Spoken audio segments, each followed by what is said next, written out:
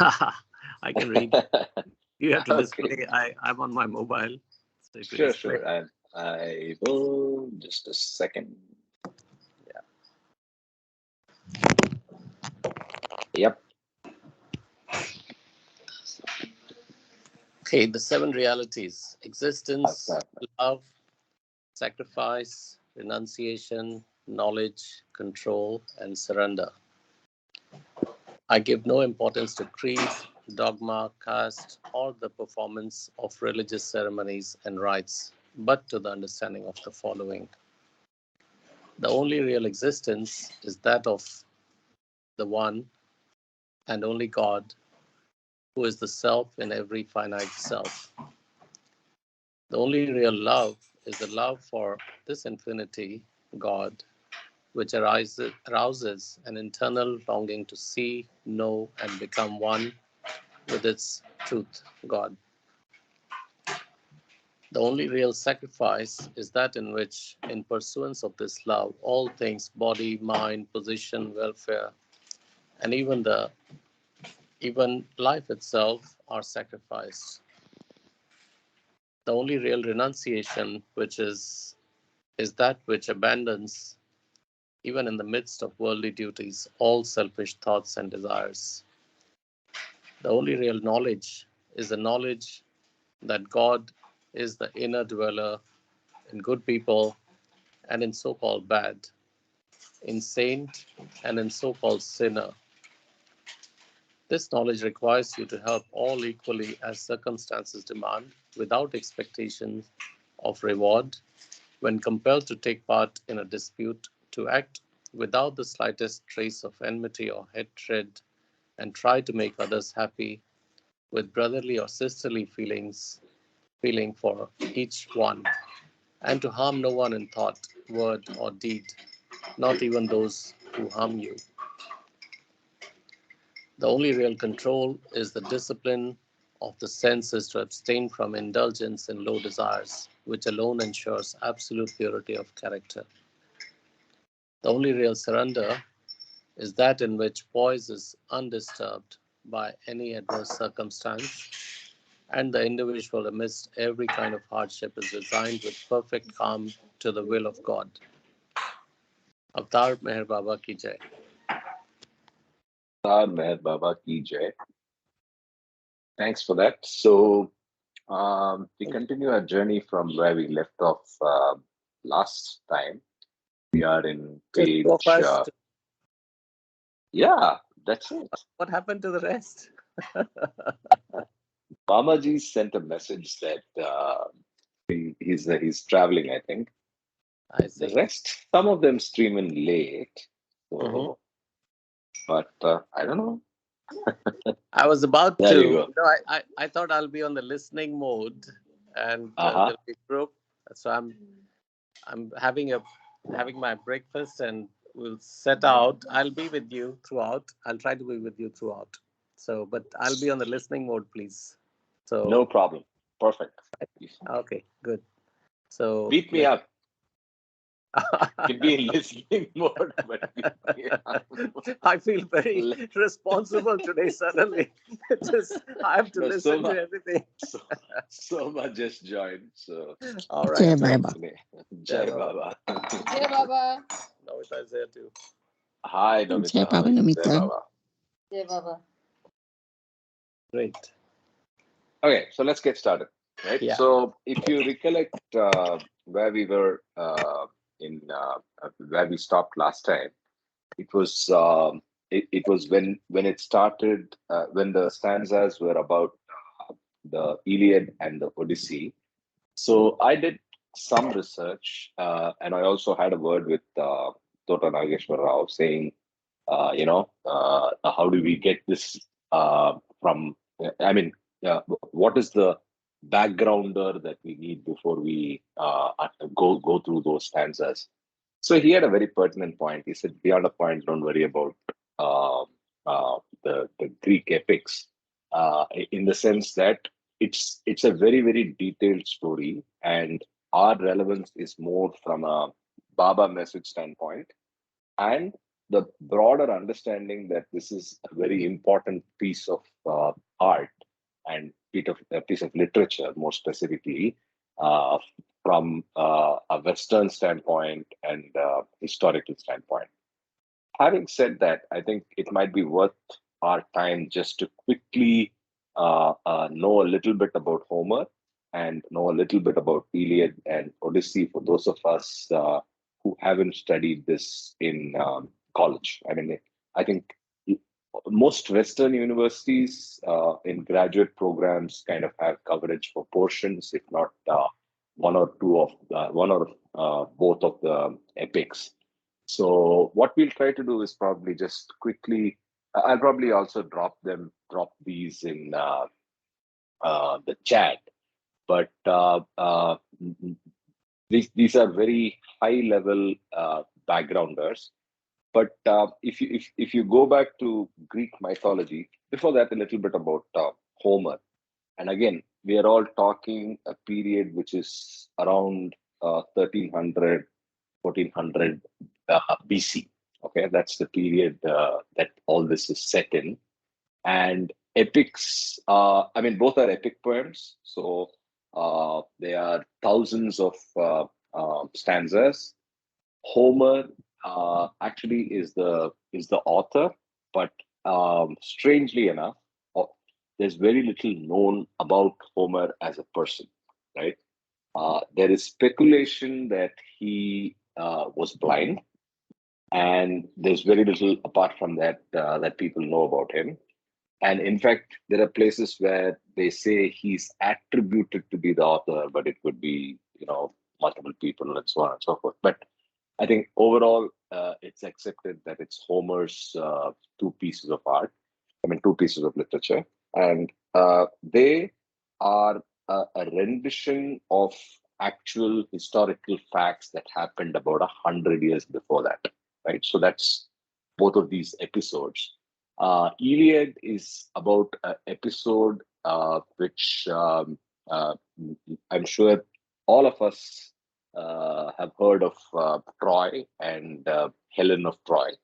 So this is largely to do with that episode, the war with Achilles and Troy, and obviously, as in Greek mythology, which is very similar to Indian, there's a plethora of gods, right? So there's a god representing various aspects of life, and those gods actually appear in the epic as well.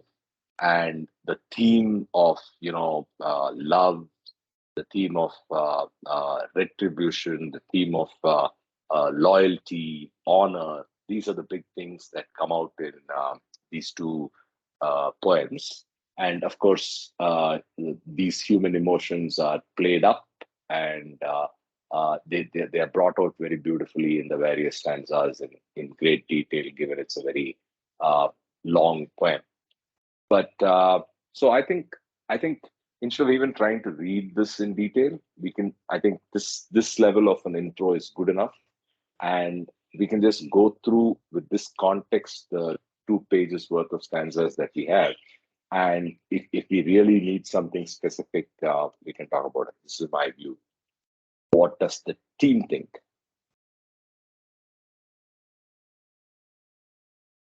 Mr. Responsible Sunil? Yes, go ahead. Okay, good. Thanks. Very Okay. good. Good insight. Yeah, good insight into the two Yeah, I think topics. with that we'll just go over and read. Yeah. Okay, so we are in. If you look at the physical pages, we are at 34. We are reading from the second stanza. Avatar Meher Baba Ki Jai. Or have left the harbor of men, having brought the war to a successful conclusion, and set sail for home over the trackless sea. Some are detained in that land whose fruits contain forgetfulness.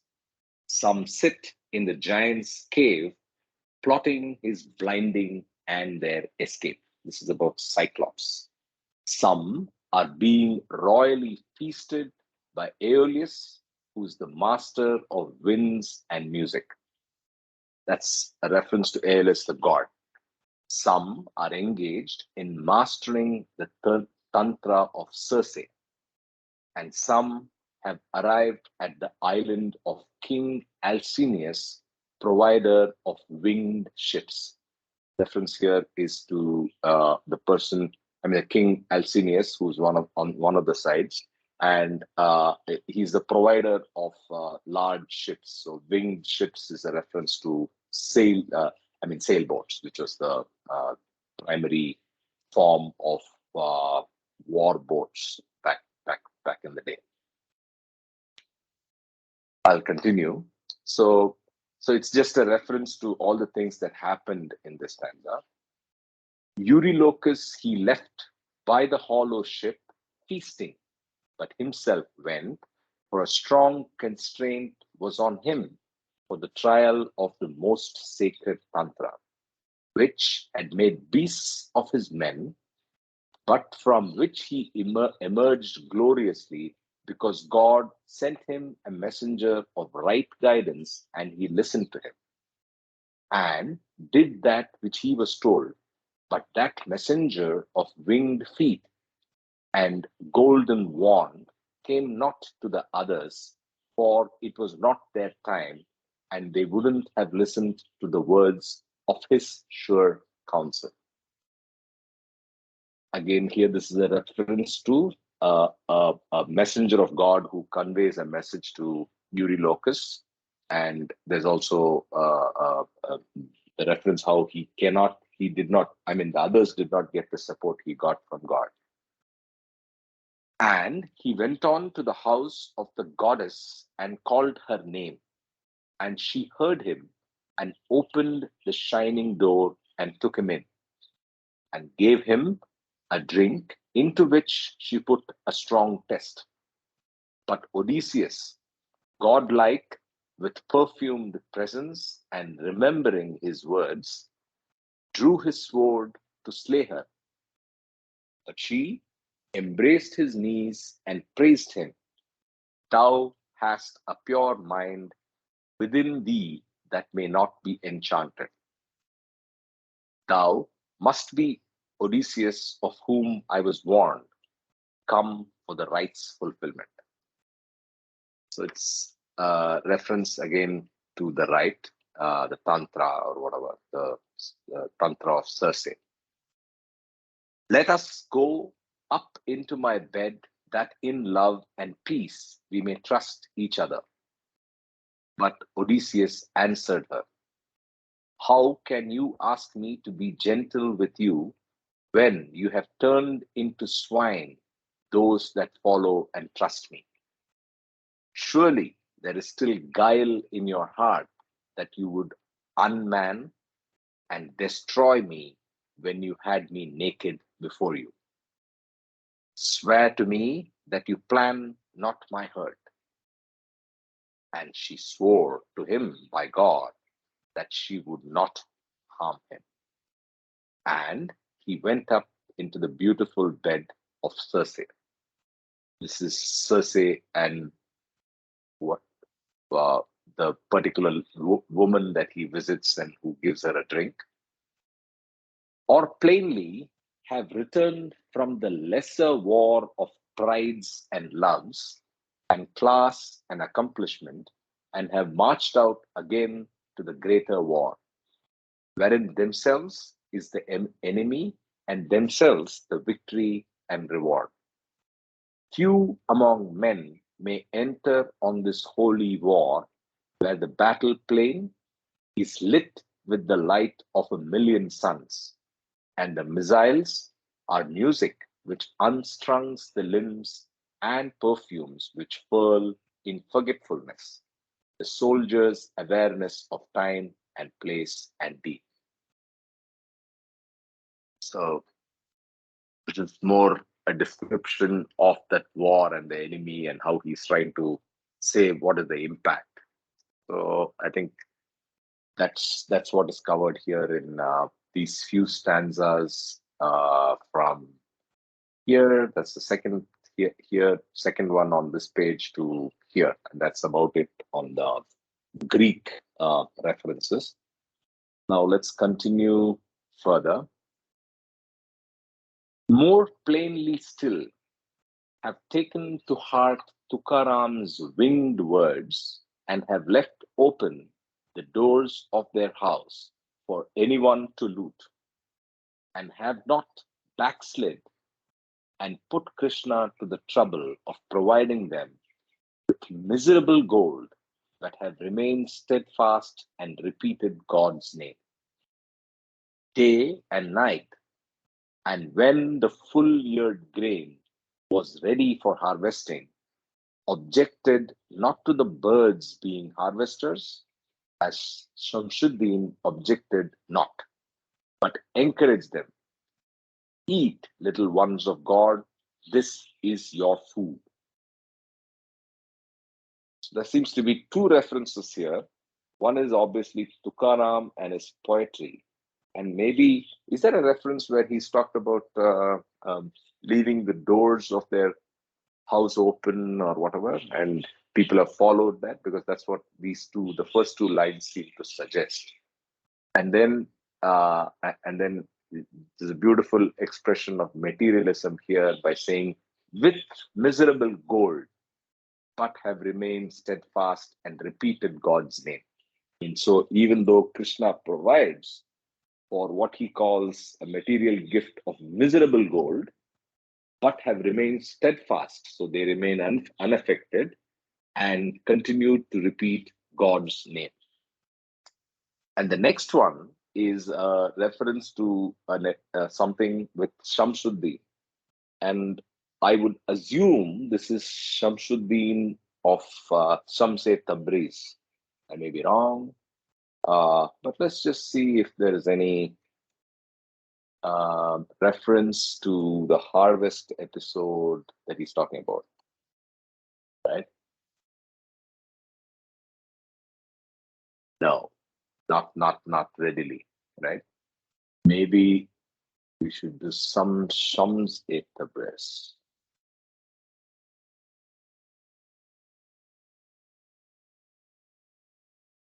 Okay, there's no harvest, there's no grain. Okay, so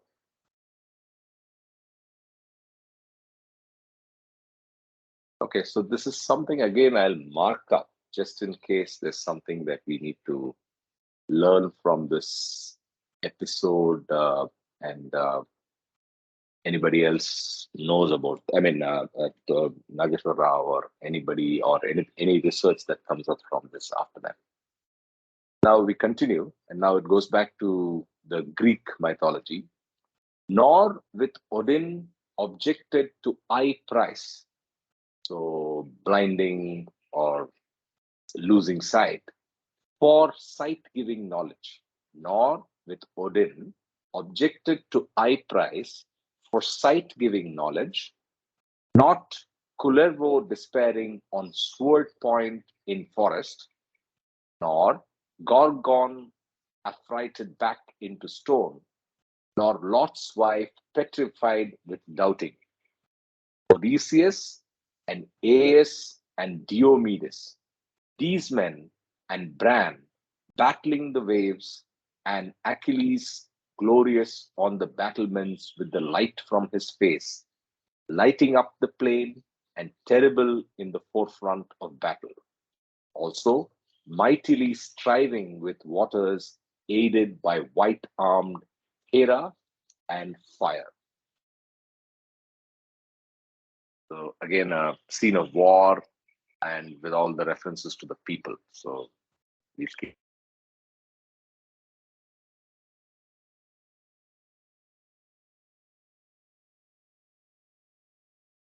The children of God dwell in despised places or by shelterless roadsides.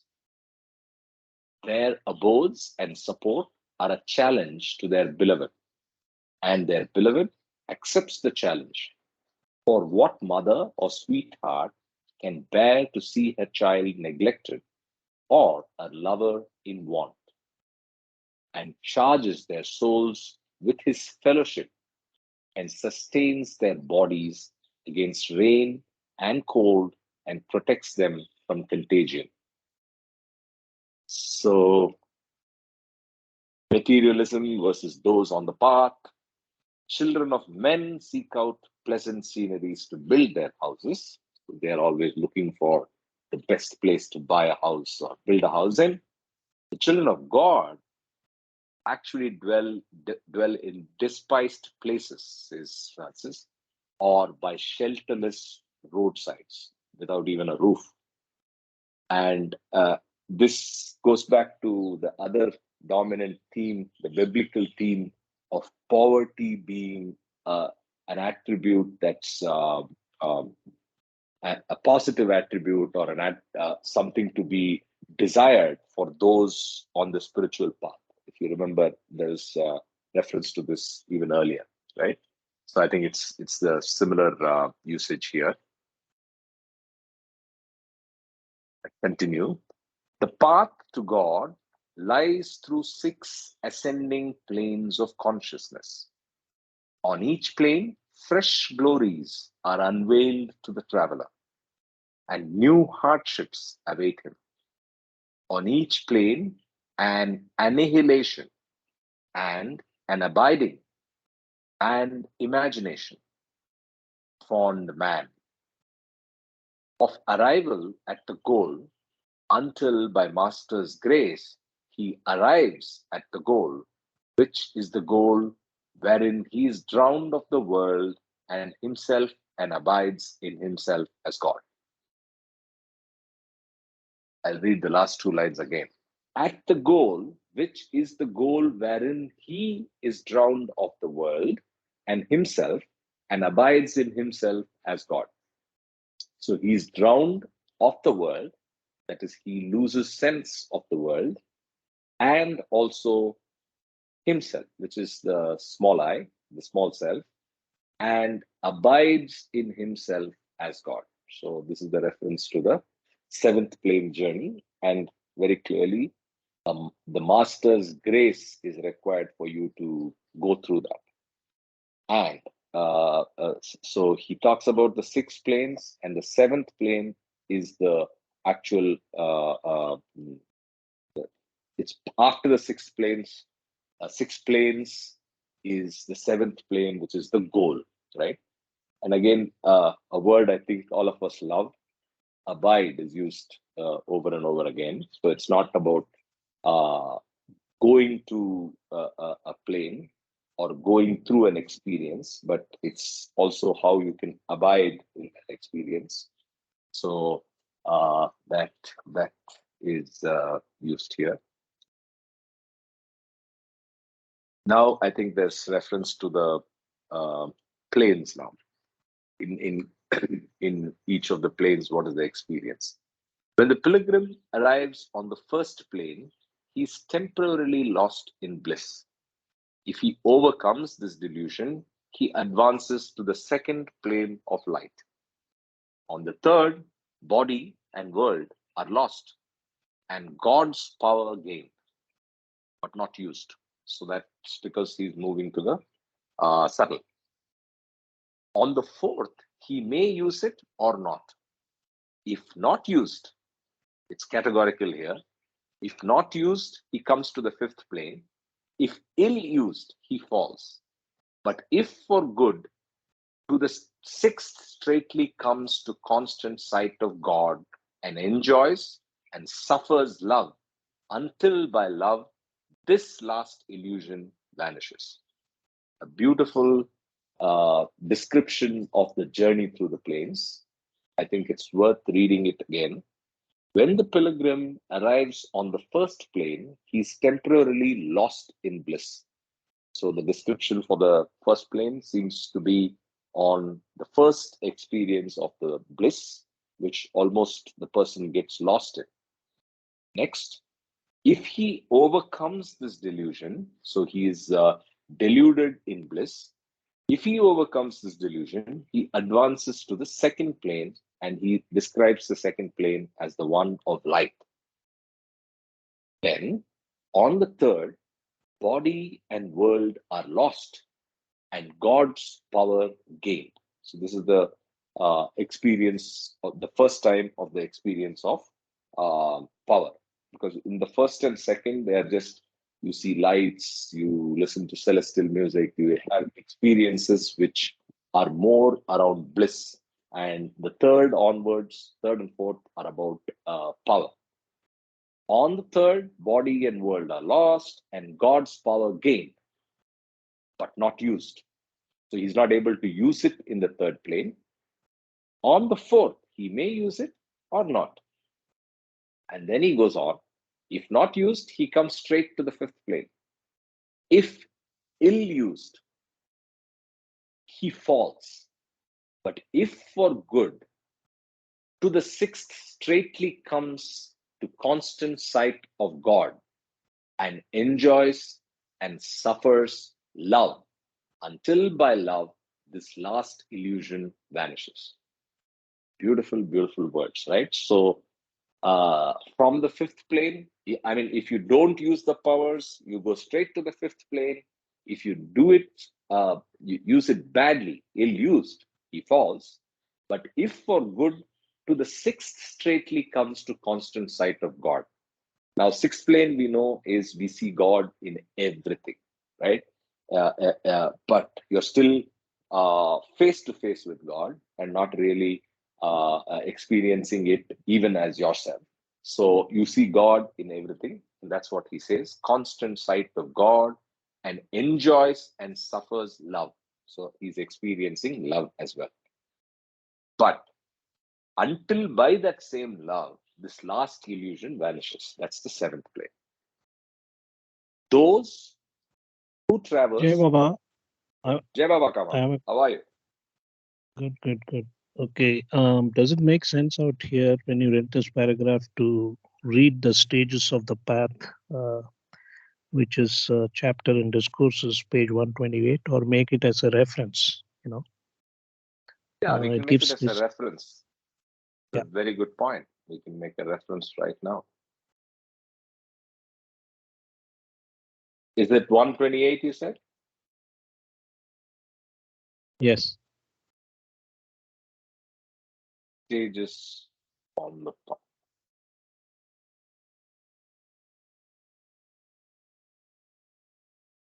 In fact, it applies for the whole para.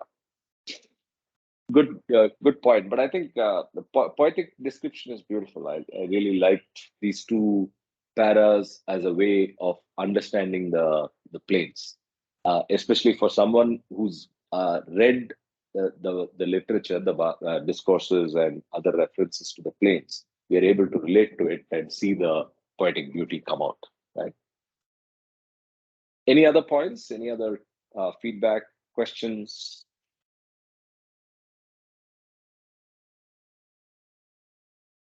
No. So I'll continue.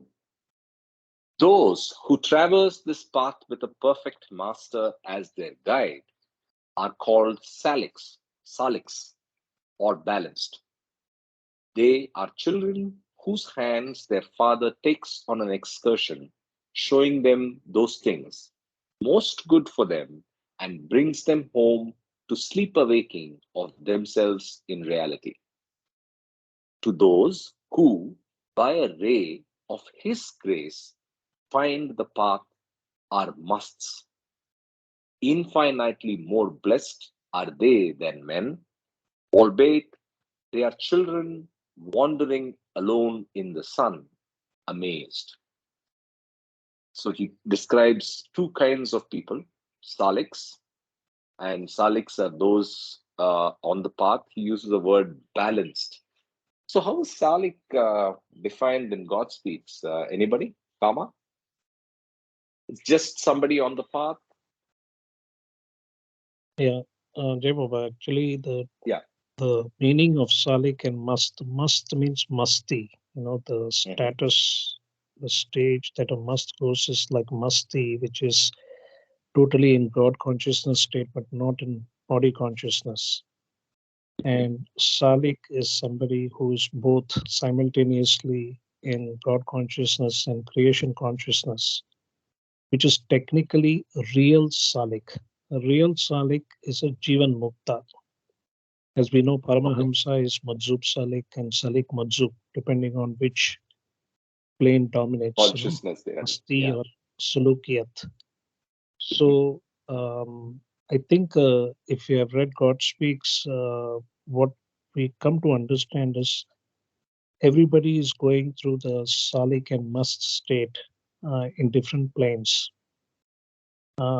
It's only when you reach the seventh plane, then you can define what you call as the real madzub. The madzubiyat is experienced by the madzub, who is on the seventh plane.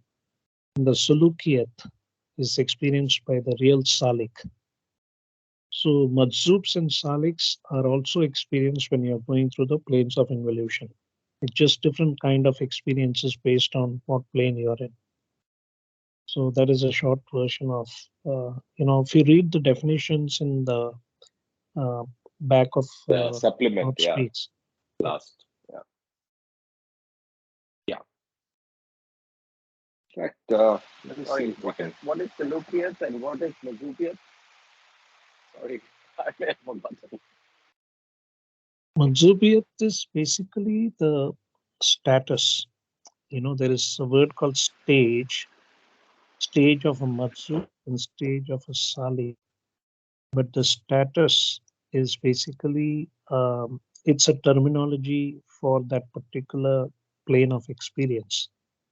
So we know that the 56 God realized souls have different functions, and some are in Madzub state, some are in Paramahamsa state, some are in Salik state, which is Jivan Mukta state, and the five perfect masters, which is called Kutubiyat. Kutub is a perfect master in Sufi terms.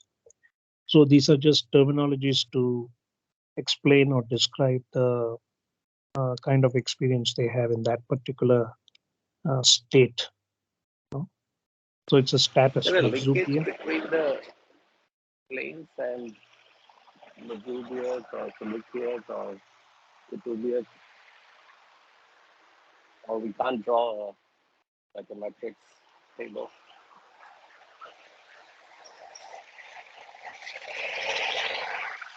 To Sorry, rephrase his it's called question, stage or to aspect. Aspect. It's an aspect or stage.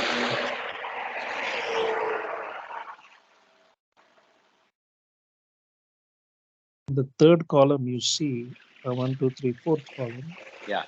it's described in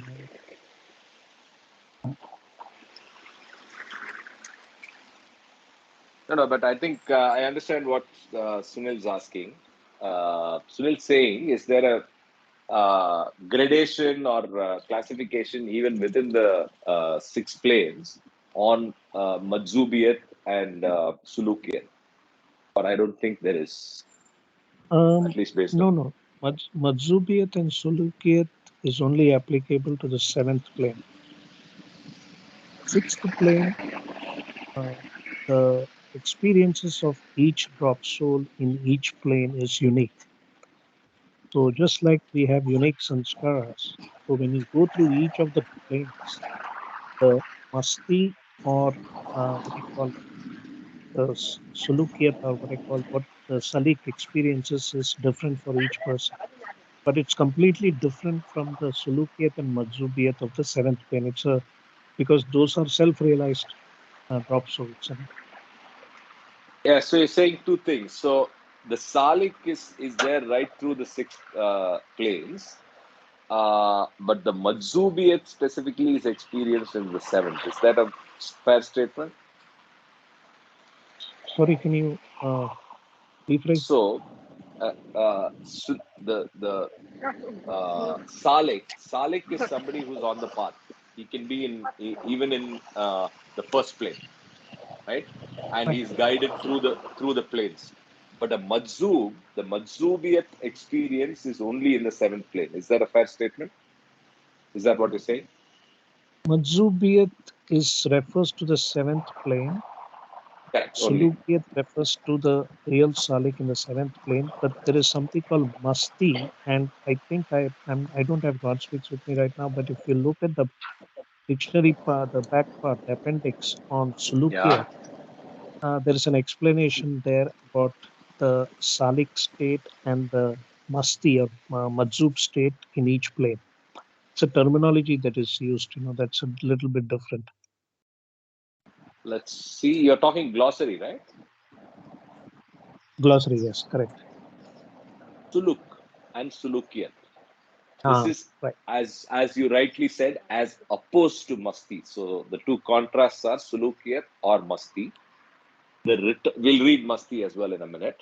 So suluk, which is as opposed to masti, the return to normal, which is creation, that is creation consciousness after God realization, truly experienced by the real saliks in Bakabila. So after Fanafila, you come back to creation consciousness in Bakabila.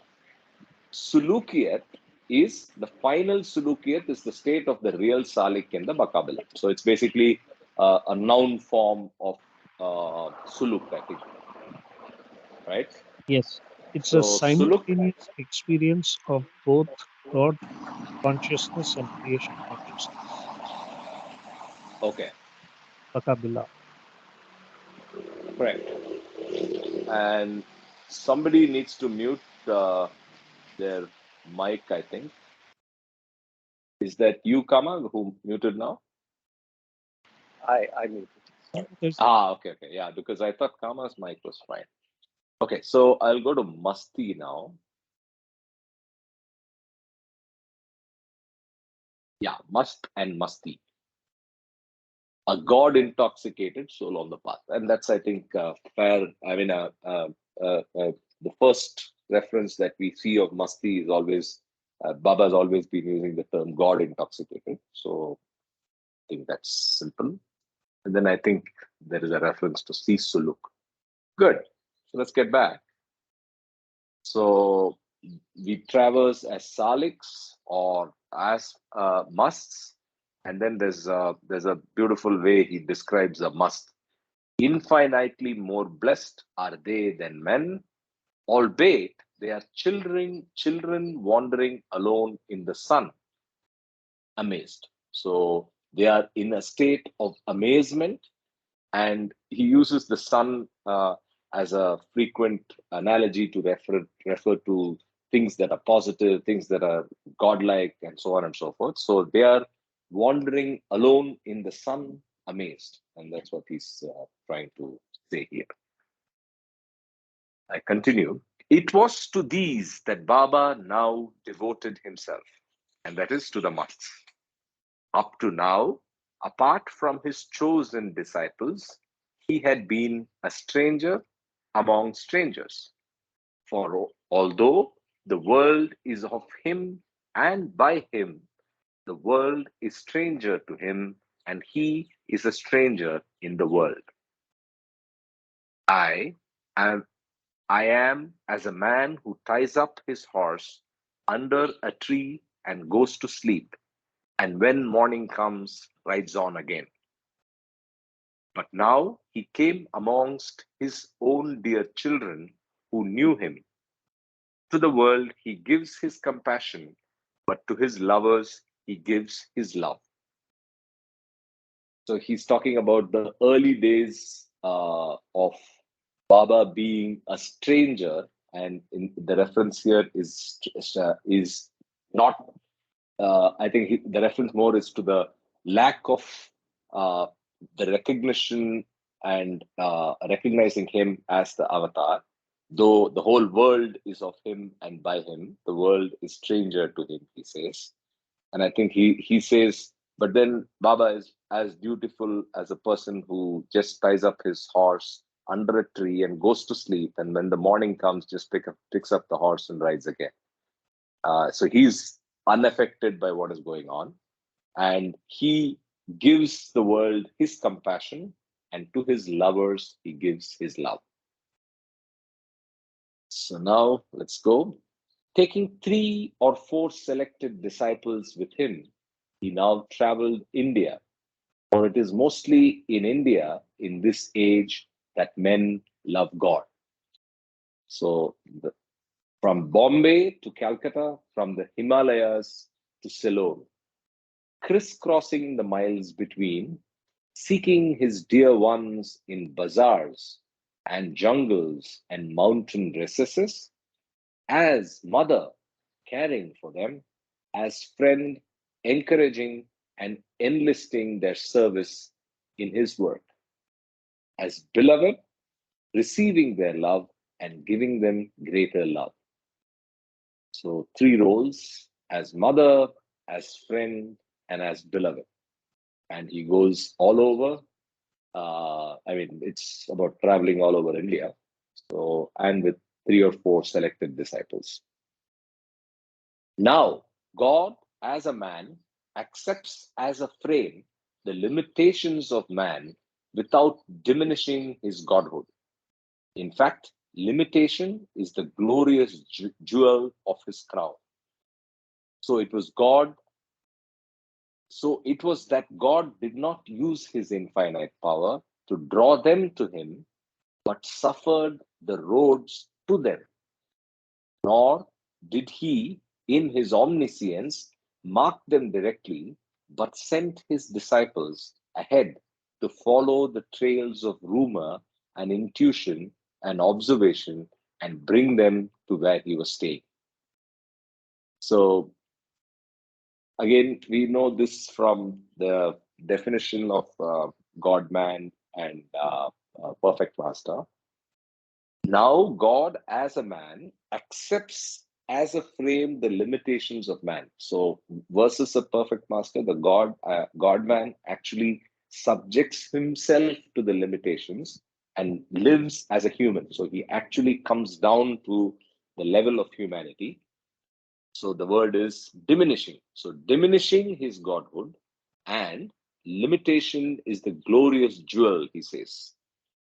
And so, the God could have just used his infinite power and just drawn all the people to him, all the people that he wants to move along or move along the path and get them closer to God.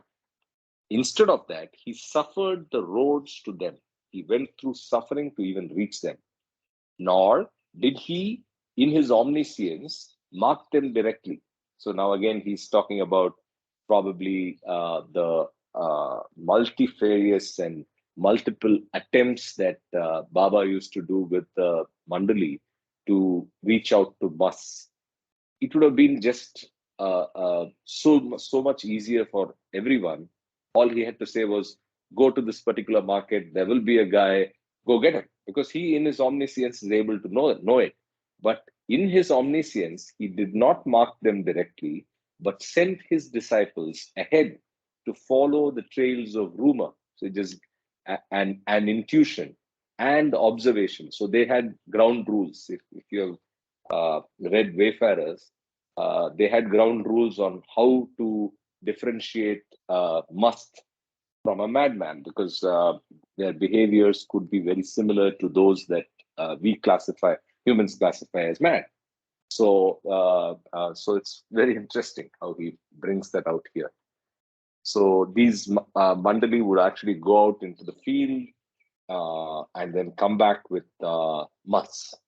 Sometimes they were wrong, that is, they were not actually musts. Sometimes they were musts, and Baba used to be very pleased. But it could have been so much easier if he just used his omniscience. But he had his reasons. Right, I'll take a pause here. Any thoughts? Any comments? Jai Baba, I think the only comment I can make is here is clearly talks about how the avatar becomes, whereas we know perfect masters act. So it's also mentioned that the avatar uses only his bliss. In the Sachidananda aspect, he doesn't use his power. But he has the knowledge and he has the bliss. But he definitely becomes one of us. And as you rightly said, when he went musk hunting, Baidul was one of the main guys. So they would talk to different people and intuitively able to identify who is a must and bring them to Baba. I think that's what that whole description was about. Correct. Yeah, Baba. In fact, In fact, I believe from the What Parks videos, which are the background for the book, I think there's a coverage for the musts as well in the poem, where he actually makes out a list and describes each of them. Uh, as I said, Wayfarer is a good reference for that, which is a collection of details of the musts that Baba worked with. Some of the names obviously are Muhammad, Chetty Baba, and in fact, I think was it Bangalore where he set up a must ashram and then disbanded it. But I think Muhammad Must was the must that stayed with Baba the longest, and in fact, I think died in the last 20 years. Right? Okay, I continue. They were not to mention Baba's name, but must of themselves persuade the must to come with them to see their brother. Now, just as a man tinkering and tuning cars or plowing a paddock does not, at some stranger's invitation, knock off to go on a little trip, so one absorbed in the business of God wouldn't come with them unless the master had given them a key to the door of the saint's consciousness. So it is only with that little help from Baba would these people even come back and heed the words of the Mandali who go and invite them, because they are absorbed in God and they are absorbed, Francis says, in the business of God, right? So it's only with a little push and the turn of the key that these musts would actually accede and agree to come with the Mandali back to Baba. And they were not supposed to mention Baba's name. They were only supposed to invite them, saying, please come and meet your brother. And so I think this Wayfarer is a fun book. You should read it. And Donkin's style is that of he talks of how the frustrations they went through, because it could be very, very frustrating when they scour a particular city, they don't find a must, but Baba knows what he's after. So he'd say, no, there's somebody, go and get them. And he brings out the frustration and yet perseverance that some of these Mandali had to get those musts. It's a beautiful book. Yeah. Continue. But these children knew who called them. That is, these musts knew who called them. But though their souls were wholly engaged in meeting God, now that He was summoning them into His glorious presence, they held back from honor's responsibility and trouble. They, who were campfires, held back from joining the bushfire sweeping the forest. They who were creeks and rivers were appalled at the prospect of being brought into the presence of the ocean. So they actually had reservations because they were suddenly now moving to become to join a bushfire which is sweeping the forest. That's godhood. They were suddenly faced with the presence of the ocean, whereas they were just creeks and rivers. That's what's described here. I think here's the names of the Baba, the Mas. Chatti Baba, when they went for him, complained he was too busy. Abdul Qadir Jilani greeted them with reverence and murmured, Meher Baba, and promised he would come later. Gulab said, he wants to paint me with the colors of divinity, but I don't want that. And when pressed his feet in reverence and spoke softly the name of God, he cried out, he has caught me. He wants to send me to the great homeland, but I don't want to go there. The homeland is the mountaintop ineffable which lies across a chasm from the yellow castle or the house of many mansions. The house is reached by 3 steps, the first 3 planes. The threshold is the 4th plane, exposed to the hurricanes of desire, dark. Only heroes may cross. Within is safety and light and music and singing. This is the house of lovely song, which on its further side opens onto the mountain where one now sees beloved God. So, poetic description of the plains in another way, with a house, a mountain top, and the 3 steps, and then how there is music on one side, and then after that, it opens out to the mountain where one sees beloved God. But what's interesting is, and Jai again, Baba, even in, yeah, go ahead, Kama. I think when you were describing the previous paragraph about Chatti Baba, Abdul Qadir, Gulab, Yeah, it also shows how the musts are caught up in that particular plane, which that's what I was Baba going to talks say. Yeah. about that. Don't get, that is why I think the reference to Baba says go veiled rather than unveiled. And he's helping these musts to cross that chasm.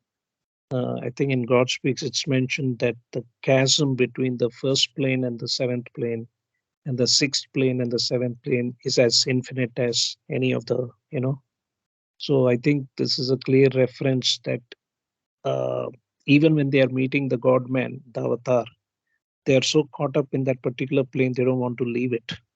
So Baba is helping them to transcend that, Jai Baba. Very good point. I was also going to talk about that in the sense that they themselves in that dazed state of amazement are resisting the call of the avatar who's actually pushing them to a better state.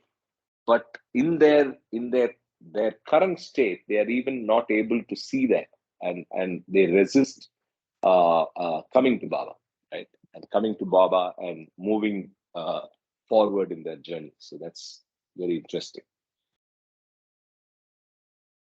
I continue. But even when God, as the master, love as the beloved, anxious for his lover's safe crossing, extends his hand over the pitiless gulf, fear and reluctance to cross over into the bliss of union still holds the lover back.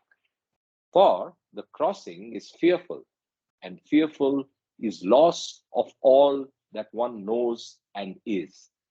Even as in the world, we mostly prefer the safety and pleasure of visioning to cross the space between ourselves and vision's consummation. Same thing that we just discussed. So even when God as master is trying to help the lover do the safe crossing, the fear and reluctance to cross over into the bliss of union still holds the lover back. For the crossing is fearful, and fearful is loss of all that one knows and is. Even as in the world, we mostly prefer the safety and pleasure of visioning to crossing the space between ourselves and vision's consummation. So you may have a lofty goal and you may have a lofty vision, but few take the courage to actually move toward that goal, and they just bask and revel in keeping that vision and not actually make up the courage to go and make that journey and go to where the vision is. So he also makes that point here, right? It's not just in the spiritual path, but even in the world. So he says, of all that one knows and is, even as in the world, we mostly prefer the safety and pleasure of visioning to actually crossing the space between ourselves and vision's consummation. Beautiful words, right? And even Jai this Baba, is, yeah, there's an analogy one can use, the fire walk, when you're walking on fire, coals. South Indian Yeah. tradition, yeah. So normally what happens is, we like to watch other people walk on that, but we don't feel like doing it. but only when you actually do it, you kind of experience that, what is a firewalk. So Yeah. it's that second last line. We mostly prefer the safety and pleasure of visioning to crossing the space between ourselves and vision's consummation. Absolutely. Yeah, well, Yeah, well, interesting. So the others, have you heard of the firewalk? It's basically a form of penance where after a few days of fasting and prayers, you actually walk on the red coals. You just walk quickly, but walk almost 100, 200 meters of coal, burning coal. I've And then done you make it. firewalking, by the way. Ah, I remember, but not in a religious sense, but after your training. I remember you explained it long Anthony back. Robbins. Yeah, I forget the name, but thanks. Anthony Robbins, firewalking. So With you a have teacher. gone to Vision's consummation. We just saw the video. Yep. So Soma, you just jumped out, I noticed. So Sunil just told us Yes, that I he's done missed. firewalking. Okay. So we'll hear from him more on that. I'll let him. That's in a completely different engine, That's Yeah, science. you were explaining the firewalk when my connection got disconnected. Yeah. So he's done it. He's done it as part of what should I call him? Life coach, self-help guru, Motivation, training, Yeah. self-empowerment, something. But that's a completely different kind of training. What Anthony Robbins says is there's nothing big about firewalking. It's all science. As long as you're touched with coal or amber, it's not more than maybe a couple of seconds. It doesn't hurt you. And he demonstrated that to thousands of people. Well, just take it with a pinch of salt. Move on. Yeah.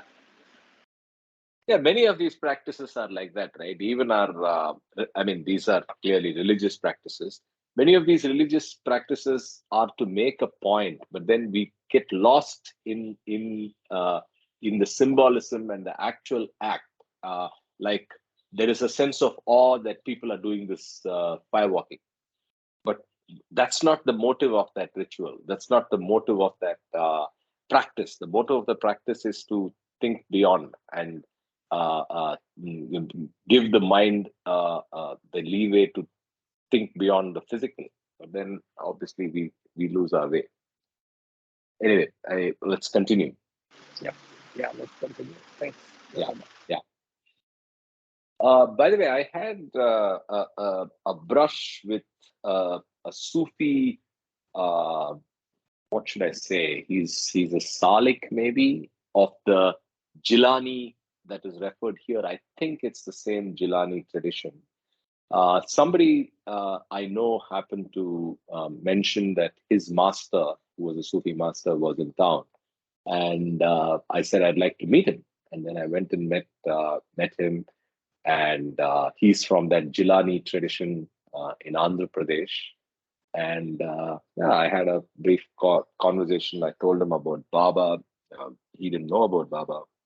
And then I asked him about a few of the Sufi terms, Anal Haq and Bakabila, Panafila, and all of that. And he was not very conversant in English, but he did describe very, very broadly in Hindi. So it was a interesting experience. He was on his way to Baghdad to one of the masters whose uh, samadhi is in Baghdad. I forget the name of the master he mentioned.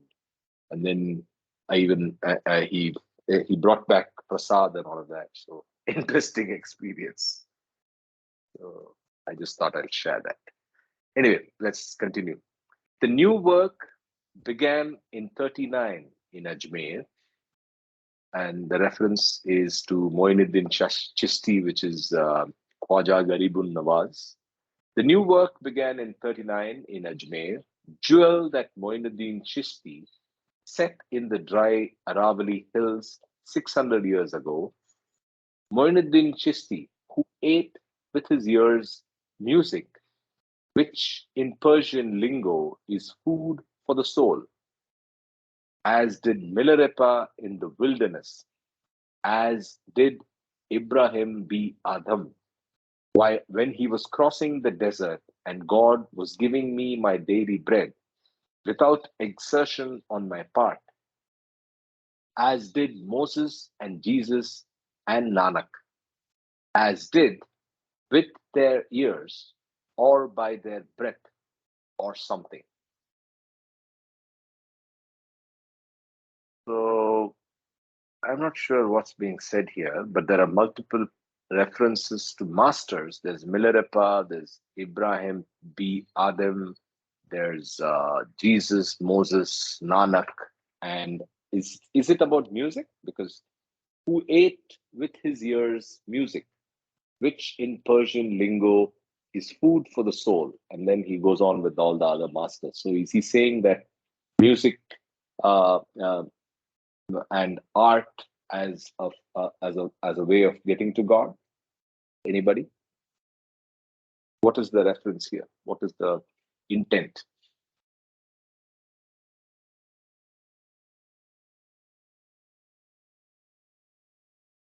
Well, I'll mark it out. We'll read it again and see if we read it again and add it to the list of things that we can go to for the translation and better understanding. Yeah, Jai I, Baba, I think probably if we read the biography of each of these perfect masters, I think each one of them had different kinds of experiences, which probably refer to the different physical senses or something like that. Like, for example, Nanak had a bard, a Muslim chap with whom they used to sing all the time. And I don't know much about Moses, but I think probably, um, you know, uh, if we read the biography of Chishti, we will know what was his practice and how he kind of communicated with his followers, or even before he became perfect master himself. Jai Baba. yeah. So Baba visited Ajmer, right?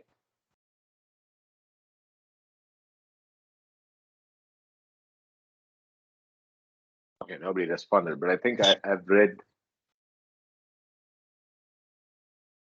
Yeah, Kama confirmed. Okay, so let's continue. To where, namely Ajmer, came in our time Noor Ali Shah Pathan, a Hafiz or rememberer to teach Arabic, but at Chisti's tomb became Majzub or drowned in God and God perfect, yet helpless to men, and also lived on food invisible for some 30 years. But sometimes his tongue of habit would name some food or say cha, tea, and his love appointed attendant would bring it, and he would put some in his mouth and some on his head. So, this is about a particular must, I believe, who came to Ajmer to teach Arabic and became a Majzub. And he hardly ate for 30 years and just had tea once in a while, which would be given by, used to ask for it and somebody would give it to him. And he would also put it on his head. Nor did he know he ate or drank, nor was this his sustenance. Divine Jalaluddin has explained, the man of God is filled without meat and drunken without wine.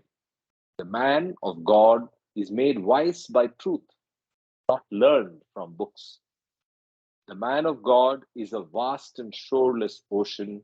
The man of God is a treasure in a ruin, whether he be in a desert or Himalayan snows or a stinking hovel in Ajmer. So he refers to Jalaluddin, I think it's Rumi's words. The man of God is filled without meat and drunken without wine. He doesn't need food to eat, and he's drunken on the divine love. The man of God is made wise by truth, not learned from books. The man of God is a vast and shoreless ocean. The man of God is a treasure in a ruin. So that's what he says. Got a question in my mind. Sure, go ahead. Funny question. So we were talking about wayfarers and musts and saliks and blah blah. So I'm just curious. I may have missed it. But were there musts outside Indian subcontinent? Good question. America, There's no China, mention of Australia. agents and his agents. Of course there are all over the world, like we read in the last weekend also, but musts maybe not. Anybody else encountered musts abroad? In wayfarers also, I don't think there's any reference to musts outside India. People on higher planes. Yeah, people on higher planes, agents, archangels, all of that is referred to by Baba in his travels, right? But none of Agents, them I are remember. described. Yeah, Yeah, but visibly described living life, musts. us or people on higher planes outside Indian subcontinent. I Maybe don't remember. But good food for thought. Good food for. I mean, good point of research. right. Right? Okay, let's Jay, move Jay on. Baba, what I've read is Baba has mentioned that yes, I think the Indian subcontinent is where most of the musts are available, but there are a few musts, I think, all over the continent. One of the questions would be when you talk about the 7,000 in the spiritual hierarchy, as we have read in God Speaks, in each of the planes. So some of them could be musts, and they could be operating in different parts of the continent. So I definitely believe that there are musts in other parts of the world, but they are very rare compared to what we have in India or the subcontinent. Yeah, Baba. Yeah, I'd also probably link that to how Baba had mentioned that the Indian subcontinent is home to all the avatars, and there is a spiritual significance to this land, whereby probably one could take that to mean there's a musts are around here more often than elsewhere. Sunil? I agree more often with the word more often, but where are the rare ones? Have we seen any? Is actually my question. Read Wayfarers and go looking in Singapore. They may be in the hawker centers. Maybe you're talking to one. Okay, now we are smoking. Okay, just let it pass. Let it pass. Yeah. By the way, I had a very interesting incident this morning. Maybe on a lighter note, I can Sure. share that before we Sure. progress. Sure. So I woke up at 5 with a struggle this morning. I usually am like past 6 or 6 plus. And I opened Lord Mayor on my notebook, Mhm. and the page, suddenly the first page that opened up said, let me read that. My eyes straight away went to these words. Took a photo of it this morning. Where did it go? Uh, yeah, no, not this.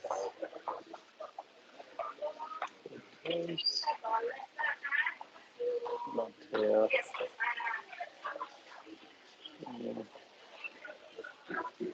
Google Photos. I put a picture of that this morning.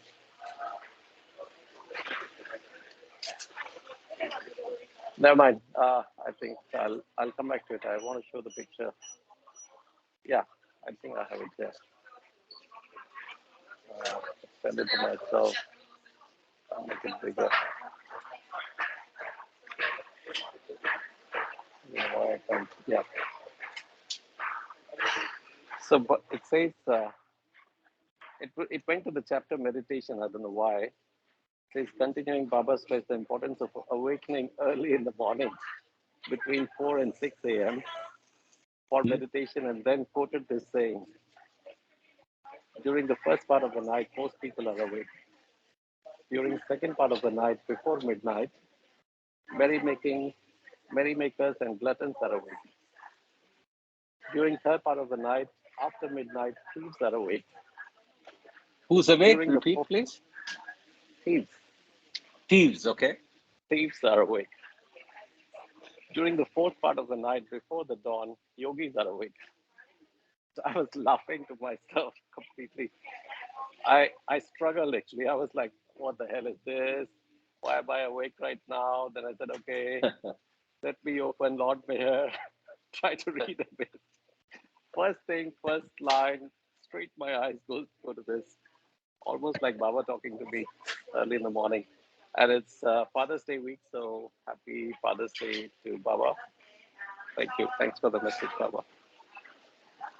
That was it. Small incident. Happy Father's Day, and interesting experience indeed. Experience. Nice, nice. This so coincidental. Yeah. Okay. Yeah. Jai Baba. Yeah, let's So, continue. so we Yeah. have, so we have to call you Sunil Yogi now. That's why I said maybe you're That's talking a from good us one. in Singapore. Who knows? Who knows? Only Baba knows. Absolutely. Jai Baba. Jai Baba. We'll ask Nomita on that. Oh, then the On what answer she is thinks. complete failure. She said he's not even on involution. She will say he's not even on involution. वो तो बिल्कुल अभी पीछे है.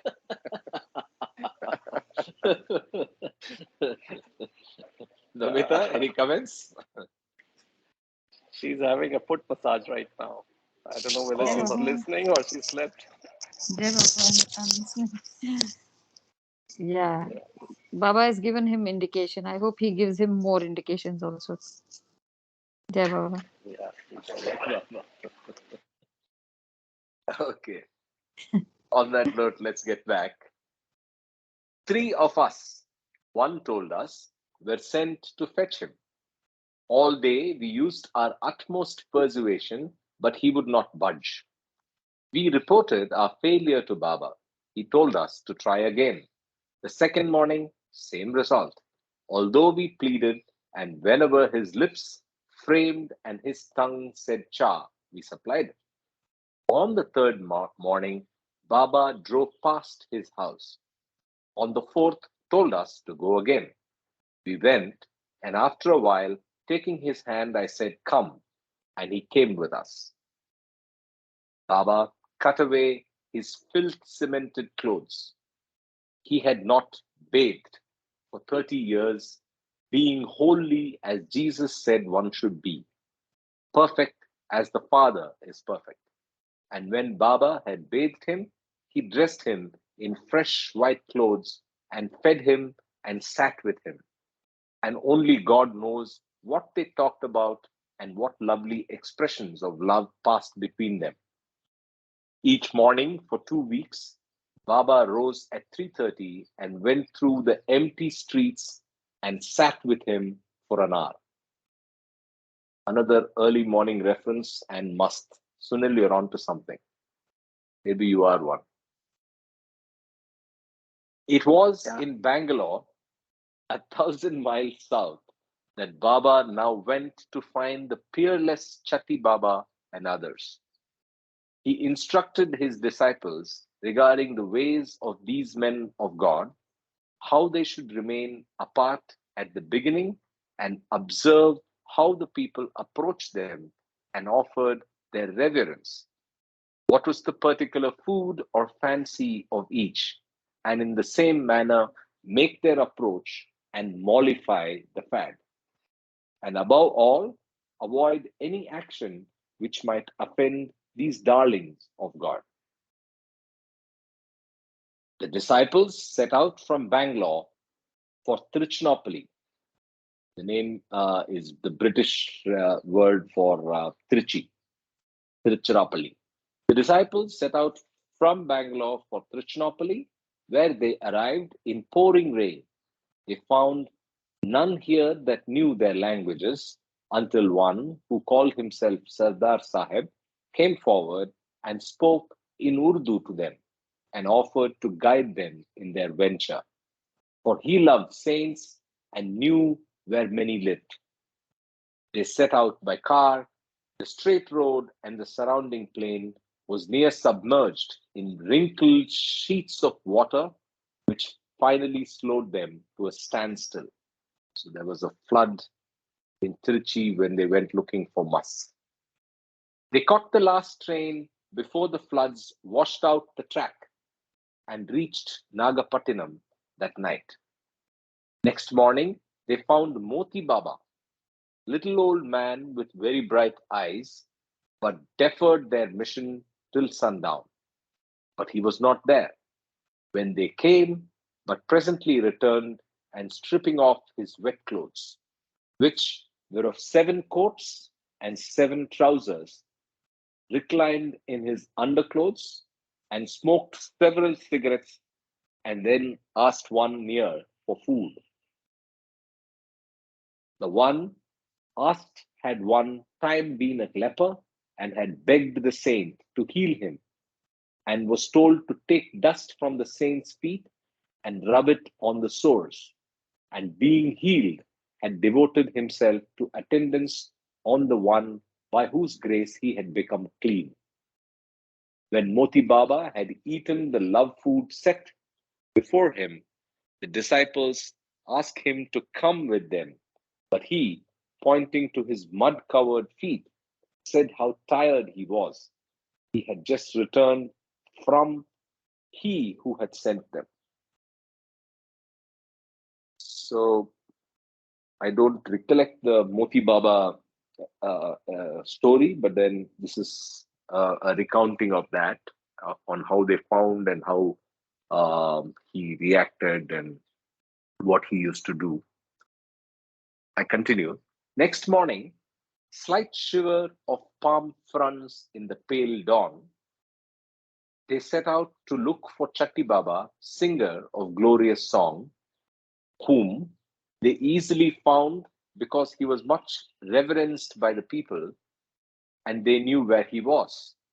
They found him along the highway about that time when the sun had gathered strength enough to greet his countenance, and they paused a little way off and observed how people treated him. Now, these people, because they have not got belly skins stuffed with all manner of foods, because their bellies do not encroach on the space of God, set aside for a man's heart, nor extend up to their eyes, covering them from clear seeing, are accounted by the economists poor, but they are amongst the richest people on the earth, because they truly love God in that they honor his saints. The measure for the saints are the presence and glory of God in the world. So he's Can you talking read again this about, again, Karthik? yeah, sure. So he's again That talking about, paragraph? yeah, he's talking about the poverty and the poverty, but the richness from a spiritual standpoint. I'll read it again. Now, these people, because they have not got belly skins stuffed with all manner of foods, because their bellies do not encroach on the space God set aside for a man's heart, not extend up to their eyes, covering them from clear seeing, are accounted by the economists poor, but they are amongst the richest people on the earth, because they truly, truly love God in that they honor his saints. the measure, for the saints are the presence and glory of God in the world. He's alluding to those that who may be hungry in a material sense, but are so dedicated to the saints and so committed to God that they are far richer, but the economists account them as poor. And because they honor saints, they truly love God, and hence they honor saints. And saints he describes as the presence and glory of God in the world. Does that kind of make sense? Or Yeah. Actually, it's related to the question I asked earlier about the musts. So you see more poverty in India, and that's the richness on the spiritual path, I guess. That it's inversely proportional, right? Western world, true. more material, Material success. more affluent, more successful, rich people, but spiritually poorer. Maybe that's kind of an answer, veiled answer to my thought also. No, this poverty of materialism in India is also alluded to by Baba. So Baba said that the West was way ahead in materialism, but they lacked the spiritual progress. And so, yeah, you're right. That could be the answer to why there's lesser incidence or no incidence of musts outside of the continent, outside of the subcontinent, rather. Yeah. Okay, that brings me to my mind another question. Are there musts in Africa, Somalia, which is the poorest? Good question. Good question. So, but again, poverty is not a necessary condition for spirituality, right? Correct. It's not a necessary condition, but what I'm trying to say is, just because somebody is poor does not make him spiritual. Does not mean, it's spiritual. Yeah, that's true. Okay, let's move on. I think I got my answer. Anyway, yeah, thanks, Jai Baba. All right. Okay. Jai Baba, I think we also have to remember that if you look at Islam, especially people who are following Sufism, and there are some very, very dedicated, sincere Sufis out there in different parts of the world. And some of them could be musts, which we are not aware of. So there are definitely rare cases. I think depending on what kind of Sufism or musts are basically oriented towards Bhakti Yoga. So you can be a Christian or you can be a Muslim and be a must, depending on the degree of Bhakti Yoga consciousness you have. That's just my take on it. Jai Baba. Yeah, Jai Baba. I thought about that as well. And how about Christianity? Muslims, Absolutely. I thought about, Christianity, for me, I always looked upon Saint Francis of Assisi. If you read his biography, it is total Bhakti Yoga. Somebody who was born in a rich family, was a soldier, and went to war, became a prisoner, and then when he came back home, he had a revelation and completely became the opposite. He was ostracized by his family, by the community, because he was born rich and they expected a lot from him, but he was totally immersed in God. So Saint Teresa of Avila, is another example. Baba has talked about it. Saint Clare, who was with Saint Francis of Assisi, she's also a kind of, so people of the Saint Franciscan Church, to me, are the equivalent of Sufis or Bhakti Yoga types. Jai Baba. Okay, Jai Baba, understood. Yeah, thank you, Jai Baba. Yeah, and I think there are smaller sects of the Gnostics and the mystical traditions within Christianity, which are smaller sects, but I'm sure there could be examples of deeper bhakti yoga and potentially some evolved souls as well there. But again, I don't know much about it. But there are many sects and subsects other than just the dominant ones which we know, which is Protestant and Catholic Church. There are many what do they call, saints and masters and traditions around them in various parts of the world. I think South America has a few of them, and so on, right? So, yeah. So let me continue. We did this. Okay. Each one of these people of song would, as he came up to the saint, throw himself on the ground before him, and he would stoop down and offer them a pinch of dust, and they would rub it on their foreheads or sprinkle it in their hair, and he would laugh gently and say, "Go, brother, go," and they would go lightly. Then the disciples approached and reverenced him, and he gave them his shining love, but would not go with them because of much work he had with his children. So they returned to Nagapatnam and left for Trichinopoli. The rain, still falling, had washed out the permanent way. So they waded through the flow. So they waded through the floods for 6 miles to high ground and picked up a bus to Tanjavur, where they found Abdul Qadir Jilani resting on a butcher's porch in the dark before dawn. The same who murmured with great feeling, "Meher Baba," and would come later. He was a Gauss like must, one who can separate his limbs from his body.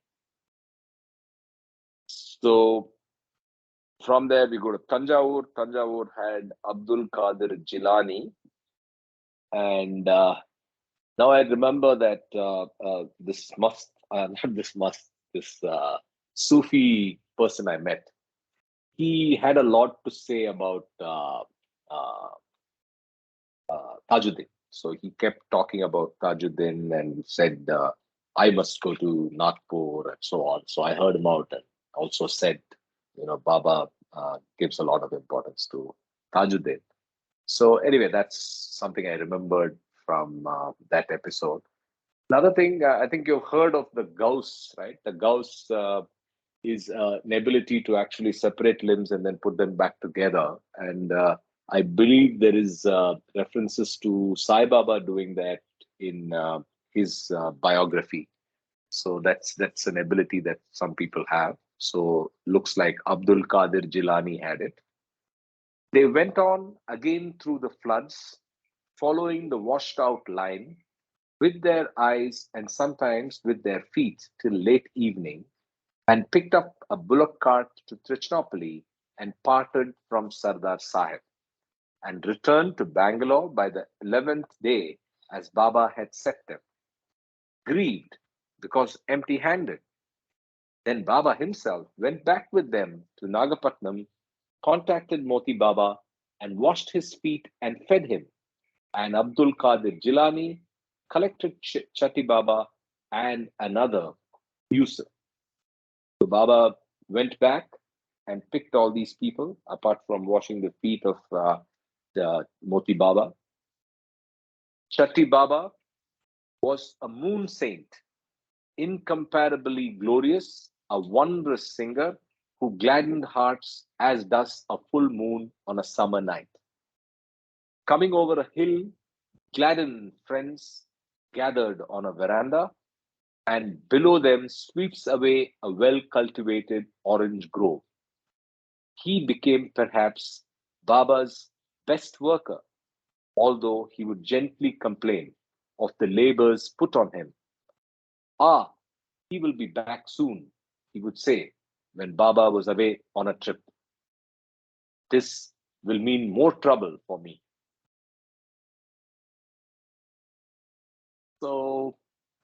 on this note, I think we can stop here, page 40, and continue from here tomorrow.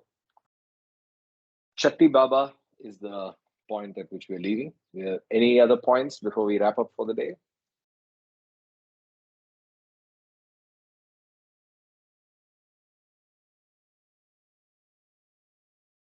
Hey, Baba, I had one insight that this book that we are reading of Francis, is it called a poem or a novel? Is it a poem? So it's a poem, and it's 4 parts to the book. So it's actually 5 poems, 5 parts. Okay. And all are in poetic form, and there's a lot of design and structure to it. So you missed probably the first few parts. So these stanzas and the numbering of these stanzas and the grouping of them is all very structured. So it's not random. And each of the books, that's each of the parts, have their own structure. There's a lot of thought and design that's gone into it. Is it like a theme in each of the parts? Yes, there is. There is a theme. So I'd encourage you to try out the first video. I'll send you a link where we cover this in detail based on Ward Park's notes as well. So the one we are reading is biographical right now, the first part. The second part is a love song. The third part is about, I think, the path, and it's a guide for people who are on the path. And the last one is about Baba again, and I don't remember what the fourth is, but basically they are very, very focused and thematic. And even within each of the parts, as I said, there's a lot of structure and there are design elements. So number of stanzas, number of parts, and like Ward says, maybe even designed with the view of using Baba's favorite numbers and important numbers in Baba's history and so on. So there's a lot of thought that's gone into the design of this book. Right. What is interesting to me, what jumped up for me while listening today is that it's basically all the different books that Baba dictated and the books published like Wayfarers and other stuff. It's like a essence or summary of all the different books, discourses, God Speaks, Beams, and so on and so forth. So that is one thing that jumped out for me. And the second thing also reminded me, I don't know how many people have read Vikram Seth, whose first book was Golden Gate, which was a big hit, because poem, yeah, it's a big poem. The Golden Gate is interestingly about probably, I think, Silicon Valley during that time in a poetic form, a novel, even though it's called a novel, but it's written in the same way as Francis. I thought he was the first guy to write that kind of novel, but now I realize Francis was ahead of him. So just something that came to me, Hey, Baba. Yeah, interesting. No, I think there are many pieces of literature in this model. So I'm trying to see if I found those parts. Okay, it's not here. Anyway, I'll see if I get it later and share it. Yeah. All right. So we will wrap up on that note and look forward to seeing all of you tomorrow. Yeah. Are you back in India, Kama? Not yet. I'll be probably coming around July 1st or 2nd because I'm in Greece. Jai Baba. Please. Jai Baba. I want to sing a song for Kamaji. Go ahead. हमको भी साथ ले ले हम रह गए अकेले हम रह गए अकेले Kama, take this seriously. Please. Well, it's open, so anybody can join the bandwagon. We are all wayfarers. Only thing is we have to take the time off. That's it. The thing is, divorce may not be a bad thing, Then all of us can do what we want to do. Well, I have to tell you one on a interesting note. You know my adventures with Baba. And the we actually last week I went to Bulgaria. And the reason I went to Bulgaria was I know a friend there, and that person I met in 2013 because my Kriya Yoga teacher has retreats in Bulgaria, Portugal, Ukraine, and all that. And I've actually been to Crimea and all that, before it got annexed. And this person that I got to know from Bulgaria, believe it or not, was born on January 31st, 1969. Okay. Can you believe that? Wow.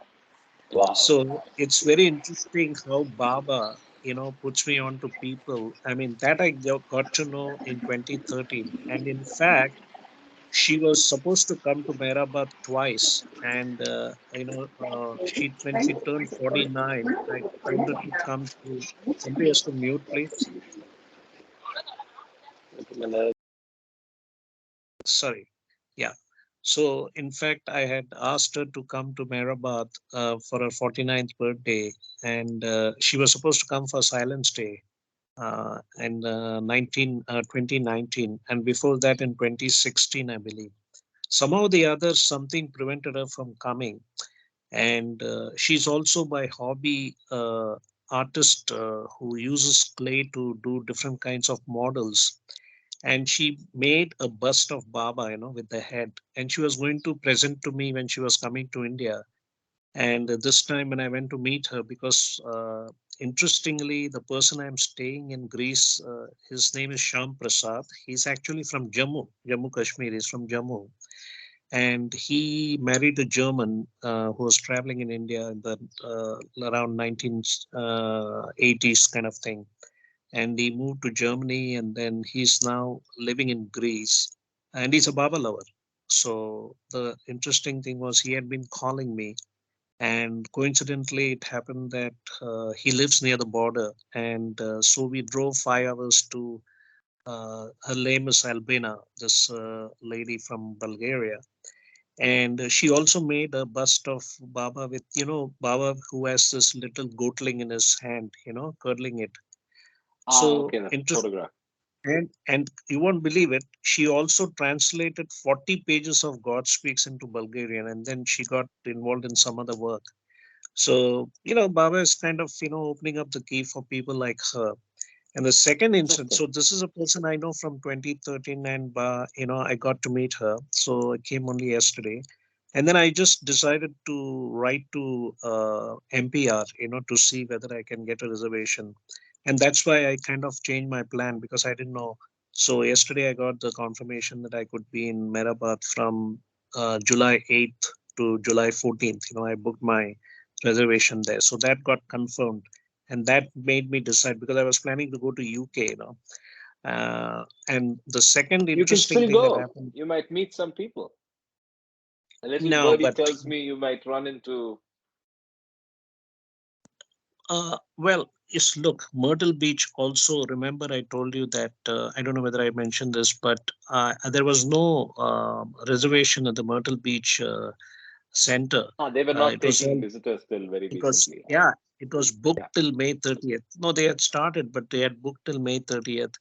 And then somehow one day I felt of like calling them, again. And again, they told me, sorry, we don't have anything between 22nd to 30th. And suddenly, after 5 minutes, I get a call from them saying that, yes, there is an opening between 25th to 29th. So I was Wow. able to go to Myrtle Beach, So Baba kind of opens up these things, And the last one I want to mention is there's a person I know in Bombay whose father fell down, it's about 87, 88. And she had to take him to the hospital. And, these Fortis hospital, they like to, kind of get you admitted immediately. But then somebody mentioned you should consult your family doctor and ask his advice, what you should do. So this person talks to the family doctor, and the family doctor checks the patient, dad, and says like, okay, you go to this hospital and let them do the test and see what they have to say. So, so she goes with her father to the hospital, and they do the checkup, and they say like, yeah, I think because this person hadn't eaten for 5 6 days or whatever, very thin. So they admitted him into the ICU, and lo and behold, can you believe that on the bed where this father was lying down, right opposite on the wall is Baba's picture. The one Wow. with real happiness lies in making others happy, where Baba is smiling with his hands folded. And all over the hospital, there are Baba pictures, And so she goes and asks the doctor, like, what's the scene? And he's basically from Ahmednagar and went through childhood struggle, but now very well. He owns the hospital. I don't know the name of the Wow. hospital or anything like that. Which hospital is this, Kama? Sorry? Which hospital is that? Yeah, I don't know. I have to find out the name of the hospital. This is in Bombay, near Mulund or something Bombay. like that. All right. And Jai So, Baba, I don't know whether I'm audible, but you know what jumped at me? Sunil has been asking this, no? Are there these musts everywhere, anywhere else, this place, that place, Africa? I realize you could be a must, You are a wayfarer must. This is for karma. So if you are, given any special status, please don't forget your friends from the group.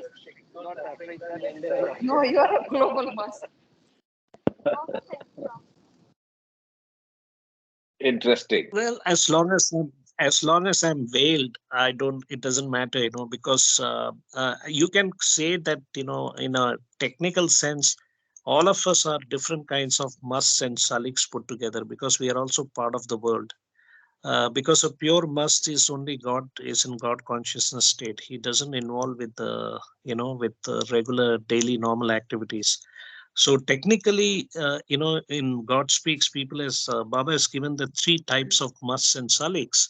One is during the reincarnation state, one is during the involution state, and the third state is when you go to the seventh plane, where you become a Madzubiyat or Sulukiyat kind of thing. So we are all different kinds of musts and saliks in a permutation combination way. Yeah, Baba. Jai Baba, yes. And if you eat Bulgarian cheese, then you say two cheese badi hai, mast mast. That's cheesy, Norms. On that note, let's wrap up. Avatar Meher Baba ki jai, and see you all tomorrow. Much love. Bye bye. Avatar Meher Baba ki Bye jai. bye. See you. Bye bye.